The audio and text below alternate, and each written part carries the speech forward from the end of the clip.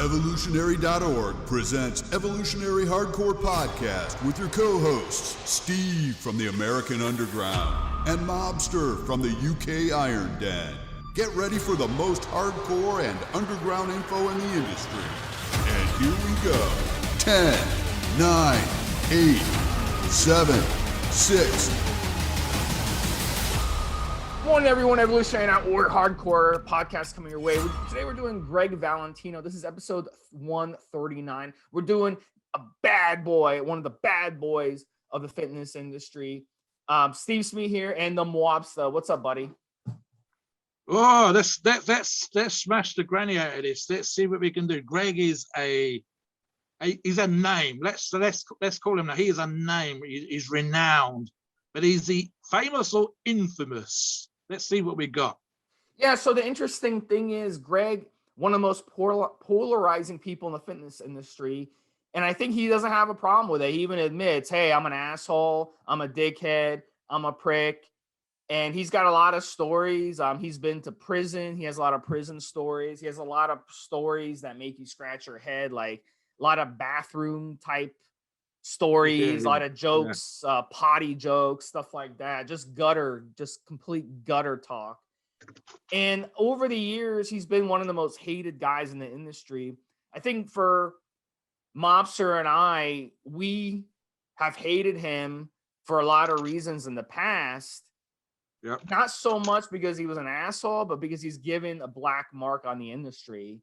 And the stuff and the attention grabbing stuff he's done, being in shows and wanting attention to kind of make him, and the media, of course, is going to gravitate to that because it brings a lot of drama and on action. It makes him look like the face of the industry, and that's not at all how it's like. I think the face in the industry, I think we'd be much more happy in making Arnold Schwarzenegger the face of the industry, not Gregg Valentino. So he does have a give no fucks attitude towards things, but if you actually dig into his social media and stuff, he is pretty much a snowflake. Like, he gets offended over it. Like, if someone posts something on his social media, on his YouTube videos, he fights back and he writes like 3 paragraphs attacking them and threatening to come fight them and stuff. So he is actually a huge sensitive snowflake who's masquerading as this guy who doesn't give a shit, but really he does give a shit. He's one of the people that do give a shit.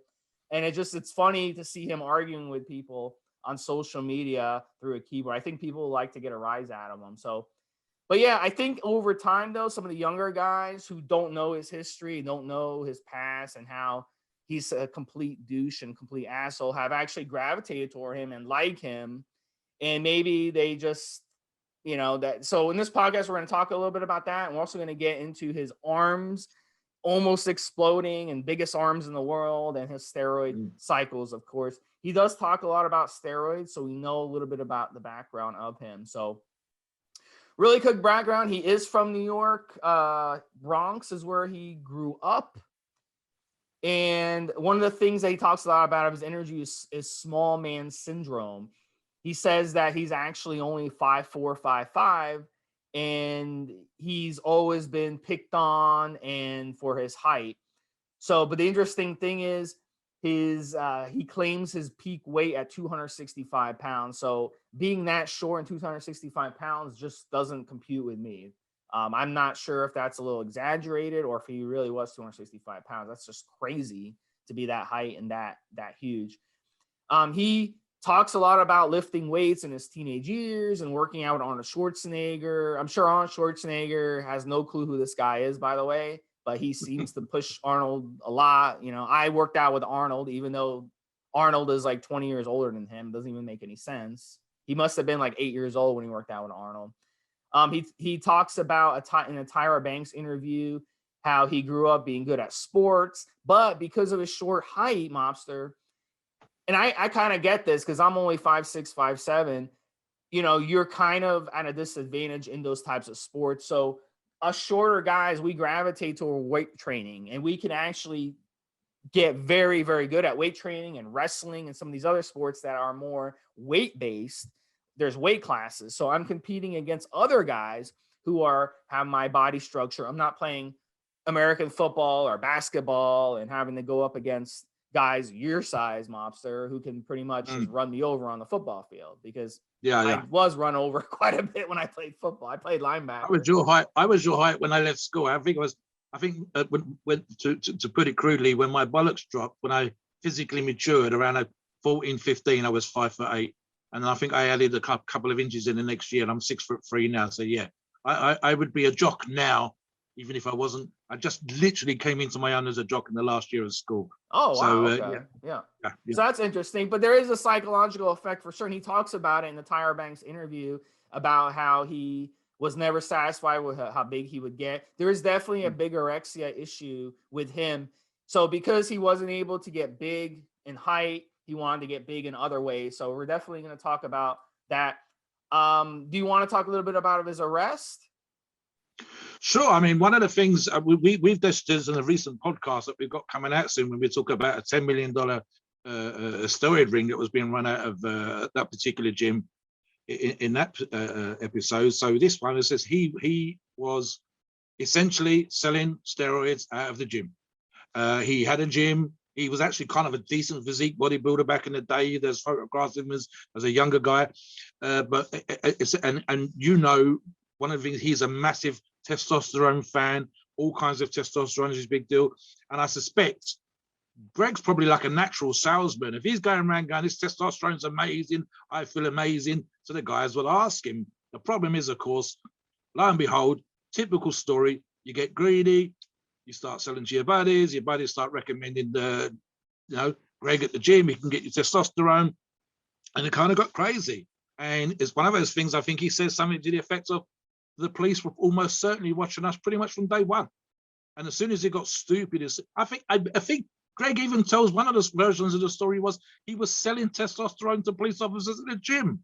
But of course, it gets to the point where that kind of stuff gets out of control. Someone gets into trouble, police officer gets in an internal investigation, whatever, and the next thing you know, you've got a raid. Literally, there is a photograph you can find this in about 2 seconds on Google, with his massive arms, wearing a check shirt, and how the hell they cuffed him, God only knows, because of the way he was built at that particular point. Was that just about as freaky as he'd ever got?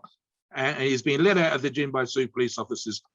And I think we're talking about tens of thousands of dollars, Steve. And he talks about tens of thousands of dollars. Gregg is that kind of personality. He wasn't saving his money. He wasn't investing his money. He was just, the money came in, I went out, I enjoyed it. I was doing all the crazy things that I was doing. And I think, again, I've got a couple of his books here. He's actually half decent writer when he puts his mind to it, and someone else is editing his stories. Okay. I'm pretty sure he wasn't the one that wrote it, but yeah, go ahead. No, someone else did a lot of the work for sure. In fact, one of the books is co-authored. He was clubbing. He was. I think you mentioned it in the article. We're talking about prostitutes. We're talking about other kinds of drugs here. We're talking about Club 64 in New York. The money came in, the money went out, and they were not being careful. They were kind of, I think, isn't there a euphemism for Guido, which is kind of like a gangsterish kind of behavior in a young Italian background, because this is Italian American background. And so, yeah, he was doing all kind of crazy shit. And the number one thing he wasn't doing was being careful. So that's pretty much how it went. If you're selling to policemen in the gym, if you're going to these nightclubs, if you're waving the dollars around, if you're fighting other would-be gangsters and steroid dealers, this is what's going to happen. He was living the life, but he was not being careful. He was very, very lucky not to go away for a long time, Steve. Seriously. And in fact, the podcast we just done on which mentions Richard Rodriguez, Richard did 10 years. I don't think Gregg did anything like 10 years. He was very lucky. It was just a couple of years. So I don't think he was a proper big-time steroid dealer, but he was a steroid dealer. He was stupid. He got caught. And Gregg is quite open. He will tell you he was doing stupid stuff. He wasn't, if we're going to do these things, if you and I decide to become steroid dealers, we won't do what Gregg was doing. We'll be a little bit more careful. We won't be, just the list of things you shouldn't do was not what Gregg was doing. Anyway, back to you on that one, Steve. Yeah, so let's talk about the Synthol. This is a big one. When everyone thinks, like Mobster mentioned, there's a picture of him. It's actually in the article that we're going to link, of him being, his handcuffs are in front of him. I'm not sure they could have done it in the back of him. I don't know, Mobster. I've never been handcuffed, but his like biceps were so freaking huge, and he actually loved that. He loved that picture. That was something that he used to market himself, and it's helped him monetize. He's able to, Mobster said, write books that someone else wrote for him. It's called ghostwriting. Yeah, and that happens a lot. It's not, we're not just picking on Gregg. I mean, no. It happens with lots of everybody in the industry. Yeah. You know, they have someone else write for them. They basically tell them a couple things, and the person writes, and they get credit for it. That's how the world works. I know I do a lot of ghostwriting myself. I'm sure Mobster, you do a lot of ghostwriting as well. Someone else's name, you know, it shows up on the article, and that's how it works. Yeah. But in his case, you know, he was able to monetize it through books, through his website where he offers diet and training advice and stuff. And I don't think he gets a lot of business. I think people realize I probably shouldn't take advice from someone like this. I would hope. Unless you're really, really stupid. There's a lot better people in the industry to pay with your money. But what the thing is about this, the Synthol controversy, I don't know exactly why he gets so defensive. Every time someone mentions that he ran Synthol, he gets extremely defensive, to the point where I think like, wow, maybe this guy did use Synthol because he's so defensive over it. It's very, very bizarre. At the end of the day, oil is oil. Whether he's using Synthol oil or he claimed in one of his videos I watched that he used EQ to inject into his arms. So what could have happened is you inject, it happened to me when I injected my triceps one time. I got a tissue irritation that caused my triceps to swell up for like 2 weeks. And that made my triceps and my arm look much bigger. So whether it was Synthol oil or whether it was an injectable oil, same shit. But Mobster, you know a lot about these oils. You trained with a lot of guys. His story, yeah. So there are 3 different versions, all of which have come from Gregg, as to why he had these massive arms. Of course, he's done whatever he's done to make this happen. This is not something that's accidental or whatever else. So we'll get that straight away. You know, I want to be big, bigorexia, massive arms, boom, done. The problem is there are 3 different versions of the story, all of which Gregg has addressed. All of the sources of information have come from Gregg. He tells, number 1 story is the sheer volume of what was being injected. He was talking about 3 mil, 4 mil every single time, and it was always into his arms. It was always, I mean, he wasn't injecting into his quads. We're not talking about 40-inch quads. We're not talking about 25-inch calves. It was either the shoulders or the arms, the show muscles. The problem we've got is there are 2 other versions of the story. There's a version where I had an infected spider bite, and in his biography, he talks about having an accident with a baseball bat. You know, playing baseball with my kids, and a baseball bat whacked me, and my arms, you know, was this a gangster thing? Was someone attacking him? You know, which story is correct as to why his arms exploded? Which story is correct as to why he had these massive arms? To me, I would argue that if there's any truth to the volume of oil, that maybe what he was doing was taking something like 300 milligrams of testosterone and then getting the carrier oil on its own, putting the 300 milligrams of testosterone from a normal vial into this huge bottle of the carrier oil, and then just injecting this massive amount of oil into his arm. Now, whether it was Synthol or some other sort of oil, it's kind of like, you know, you say tomato, I say tomato. I mean, it's semantics. It's a volume of an oil that's been injected into your arms. It's an infected arm in the arm that explodes because of the documentary, the stories, the newspapers, the headlines. It is what it is. It's stupid stuff. And the problem with this is, Steve, as you know, that there are a bunch of guys, the South American guys specifically, the guys in Rio that we've seen the photographs of, the Indian guy that we've seen the pictures of, and the young Russian fellow who's just had an operation on his arms, who've essentially copied Gregg. And they've done the crazy amounts of Synthol, and they've made a name for themselves on Instagram. They've made a name for themselves on YouTube videos. And you go, oh my God, has this man got a mental problem? Is there some sort of psychological issue? Because they copied what Gregg did. So we can argue about how he got those arms from now till doomsday. Something went in there, something made them blow up, something made them explode. He becomes infamous, and then guys copied him. And he gives if you've got some genetic abnormality to your muscles where your physique is absolutely amazing except for your calves, or your physique's absolutely amazing except for your forearms, maybe you could go, okay, I'm going to use a little bit of site injection oil, and I'm just going to feel like there's one muscle that I've got a genetic disadvantage for. This is not what we're talking about. This is freak circus stuff. This is, it's like having an extra eyeball. It's it's no good to no one. It doesn't bloody work. It looks bloody stupid, but it made his name. So I think the only thing we could argue with regards to this stuff, would he be in the magazines? Would he be in any way relevant if he hadn't done this kind of craziness? So the answer to that is probably no. So maybe that's the one and only reason that we could say it's a good thing. Otherwise, it just kind of looks funky. It looks strange. It wasn't healthy. It sounds like it's a psychological problem. I mean, we're all driven to go to the gym and change ourselves, but this is kind of right out there. I think it's a volume of oil thing, Steve. I don't think it's Synthol. I just think it's a sheer volume of liquid that's been put in there.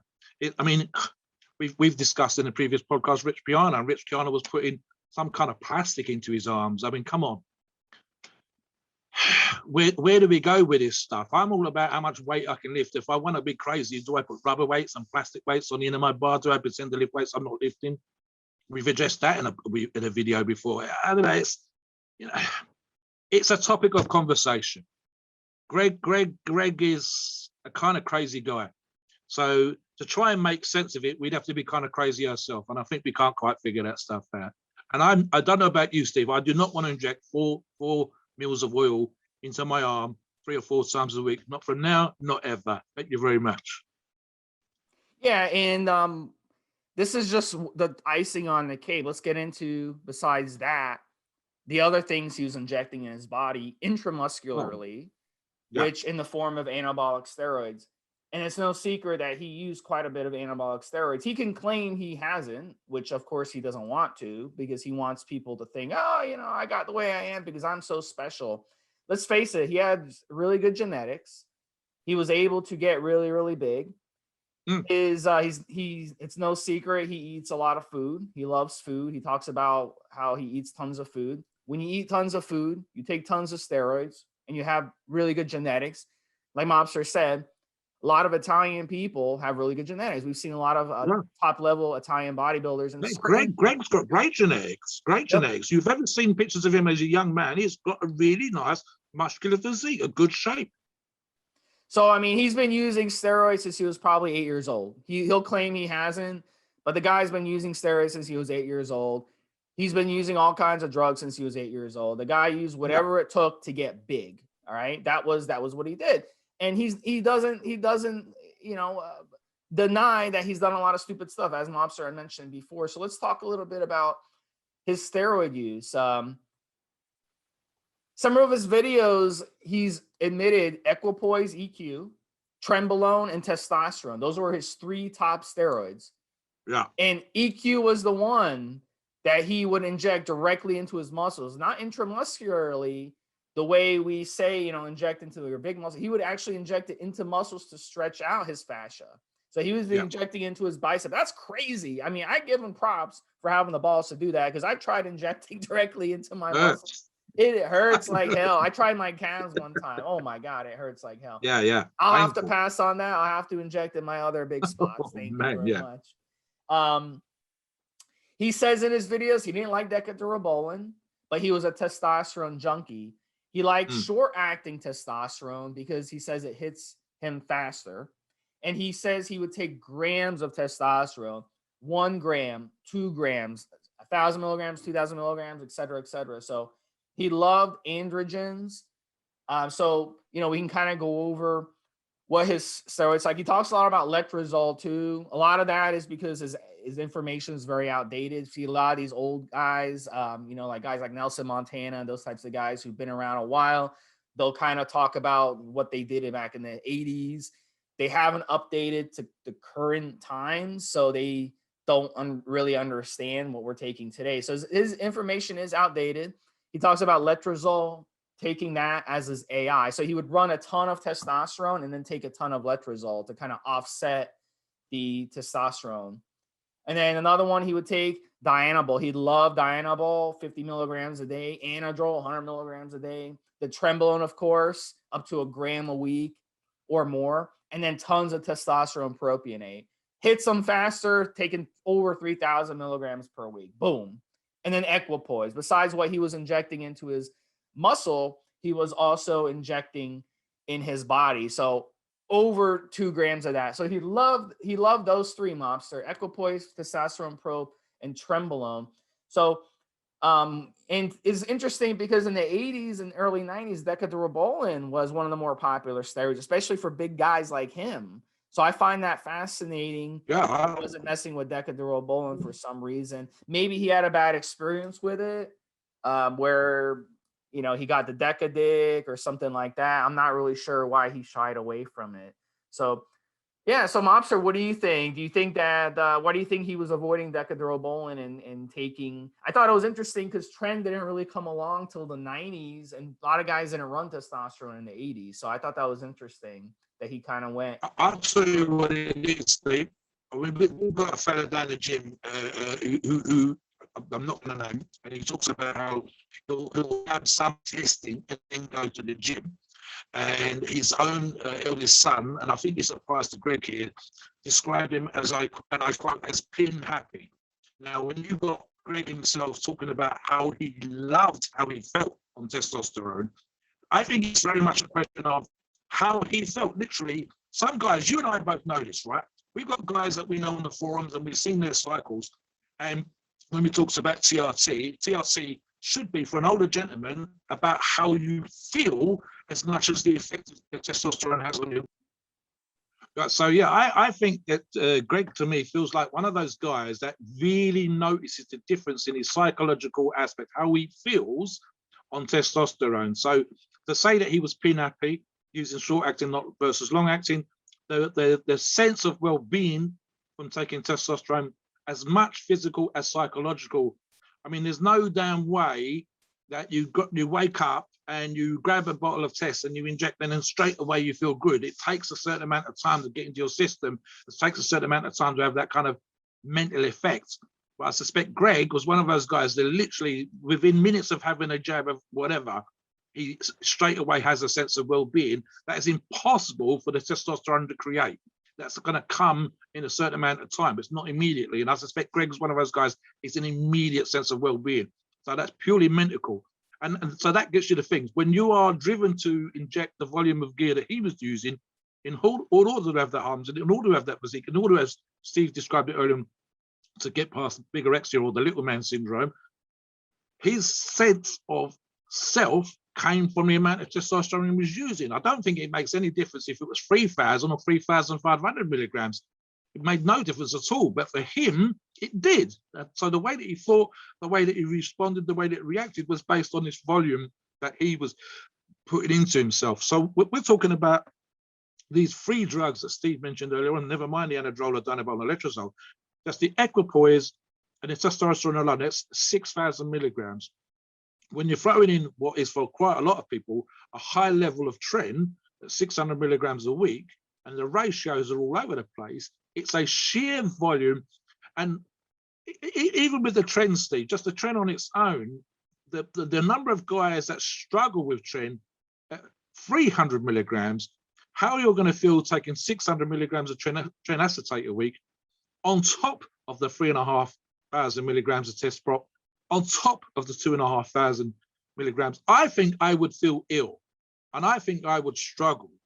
But for him, the sense of well-being literally came from the injection. It came from the number, the volume that he put into himself. That's I think how he responded.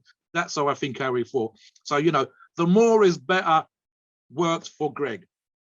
The idea that the numbers were important worked for Gregg. We know, because we've talked about other guys that have used crazy amounts, that that's not the case. That for the most part, people that were using these kind of levels and these kind of numbers end up ill, or they feel ill, or they feel run down, or they feel like they're having some sort of anxiety issues. But this wasn't Gregg. Gregg was, he could have injected just oil, no testosterone at all. And if you'd have told him testosterone was in there and it was 1,000 milligrams, he'd have probably felt great. just on the idea of what he was doing. So it's almost a symbolic thing. It's almost the amount of gear doesn't really matter. It's the idea that it matters, and I think that's probably what he worked. Anadrol at 100 milligrams a day, Steve. Again, Anadrol's a harsh drug, and without any of the other things, 100 milligrams a day is quite a high. Dianabol at 50 milligrams, I'd probably want that on its own. I don't think I'd want any of the others, and I respond quite well to low doses, as we talked about it before. So for me, 150 milligrams a day is kind of fine, but I think Gregg was one of those guys that's going to be on for months at a time. It could probably, I mean, he talks about now that he's on TRT now, and he talks about how he feels now that he's not on these kind of levels again. He's not on these kind of levels of testosterone. He's only on TRT. And he'll tell you in his own videos, he doesn't feel like the same fella that he used to.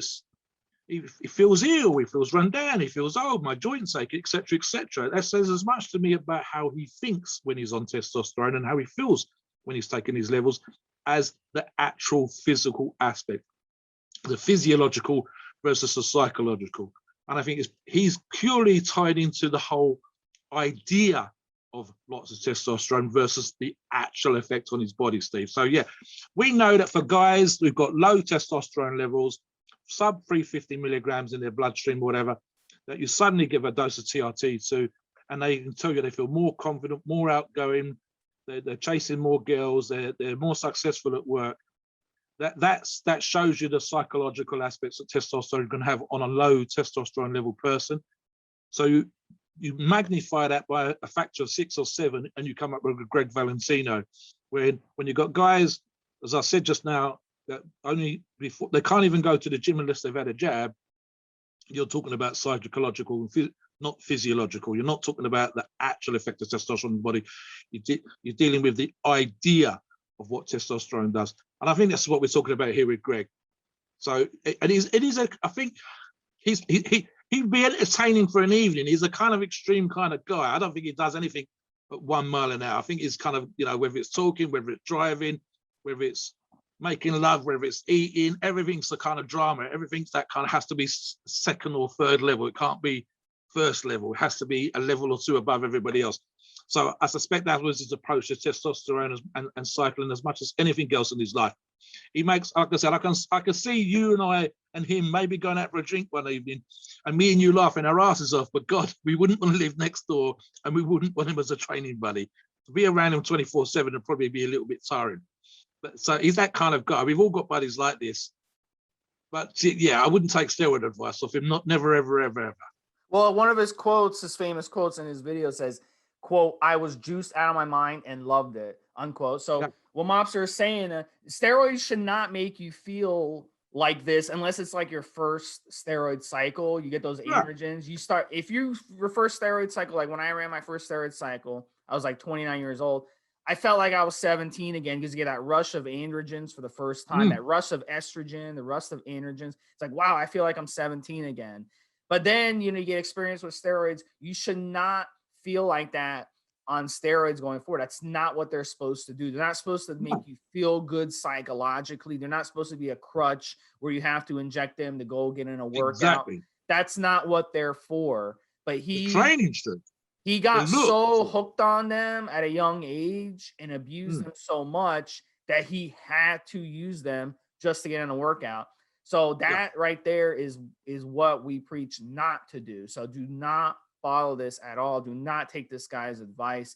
You have to use steroids as icing on the cake, because what's going to happen is you're going to go full circle and you're just going to end up shortening your lifestyle, ending up in prison, ending up broke because you wasted your life.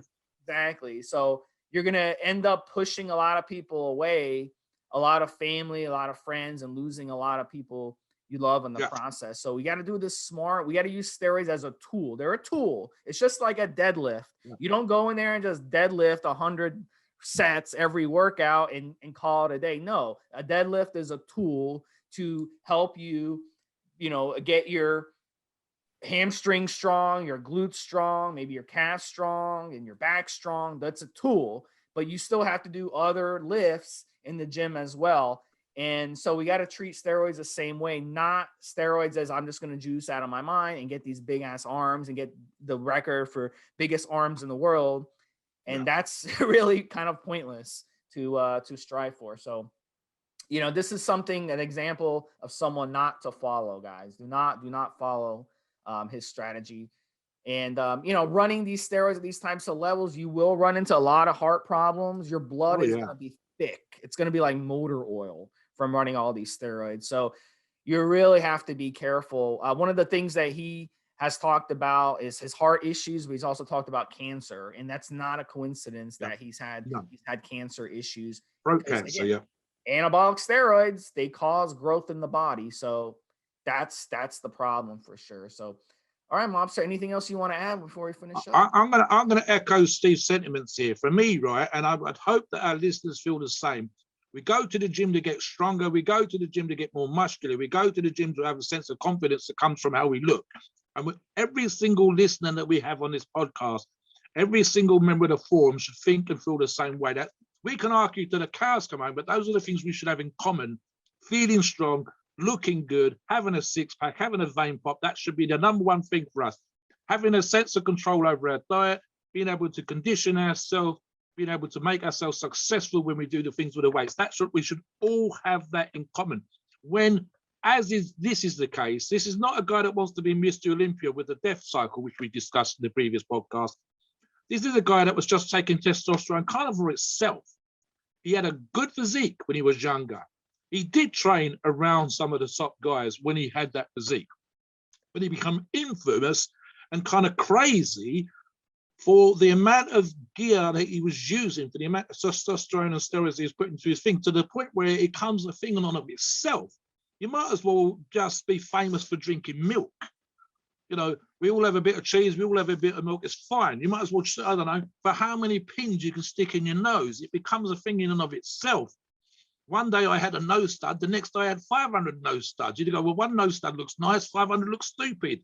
Greg kind of got carried away to the point where testosterone was a thing in and of itself. And it kind of ends up getting the love of the sport. And the daft kind of stupid stuff about it is, now that he's calmed down and he's on his TRT, whatever else, he kind of comes across as a family guy. He kind of comes across as someone who still loves the sport. He kind of had to rediscover that. He had to go on this crazy journey that makes for an entertaining night story in order to come full circle back to a bloke that when you listen to him now, he's telling you some of the stuff that we're telling you in this podcast. Love the weights. Go to the gym. Have a good time with your buddies. Look good. Feel good. Keep that shape. Don't do this crazy stuff that I've done. So there's a kind of moral to this story that Greg himself has learned, thank goodness, to tell. He's not under any obligation. He's not under, I've got to go out to schools and preach to kids or whatever else. He's kind of come full circle and he starts to tell you, love what we do. Don't go to this kind of extremes of stupidity. And whatever you do, don't end up with the arms that explode being your stick, your thing. Remember, guys, we go to the gym because we like to lift weights. We go to the gym because we want shape and we want to look good. We want to be strong. That's what we're all about. Every single one of us. We can argue, we can bicker, we can bitch, we can give the old guys a hard time and the young guys a hard time. But we all like to lift. We all like to do this kind of stuff. And that should be the thing that we go. Greg, at last, as an old guy, settling down and not doing the crazy stuff, has kind of come full circle and now remembers to tell the rest of us to love what we love.